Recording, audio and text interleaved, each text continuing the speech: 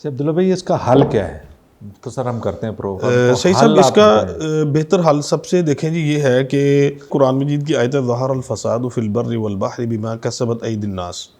ٹھیک ہے جی، اس آیت کا مطلب ہے کہ اگر ہم خود کو بدل لیں تو ماحول جو ہے وہ خود بخود بہتر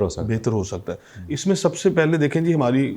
جو گورنمنٹ ہے نا، گورنمنٹ کو چاہیے کہ وہ ہمارے لیے انڈسٹری کے لیے،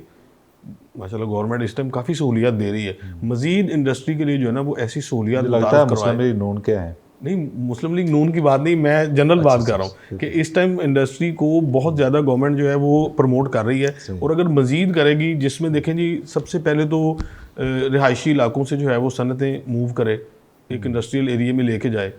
ٹھیک ہے، اور پھر اس کے بعد ان کو ایسے جو چیزیں ہیں وہ میسر کی جائیں، جیسے انڈسٹری کے لیے گیس اور بجلی بہت زیادہ ضروری ہے. ٹھیک ہے، وہ اگر مناسب پرائسز پہ آ جائیں گی تو خود بخود جو ہے نا وہ لوگ ان چیزوں سے پیچھے ہٹ جائیں گے. آپ دیکھیں کہ جو نئی ٹیکنالوجی آ رہی ہے، لوگ جو ہیں وہ الیکٹرک گاڑیوں کی طرف، پہلے ہائیبریڈ تھا پھر الیکٹرک گاڑیوں کی طرف چلے گئے جن سے ماحول میں آلودگی کم ہوگی. تو بجائے ہماری گورنمنٹ یا ہم لوگ اس طرف جانے کے کہ اپنے حالات کو بہتر کریں، تو ہم لوگ پرانے دوروں میں واپس جا رہے ہیں، جس دور میں جو ہے وہ گیس نہیں تھی تو لوگ لکڑی کا یا کوئلے کا استعمال کرتے تھے، تو ہم لوگوں نے واپس ریورس جانا شروع کر دیا. تو اس لیے بہت زیادہ بہتر ہوگا کہ اگر ہمیں گورنمنٹ جو ہے وہ انڈسٹری کو بہتر طریقے سے ایسی چیزیں جو انڈسٹری کے لیے ضروری ہیں ان کو مہیا کرے اور ان کی مناسب پرائس کرے، تاکہ جو ہے وہ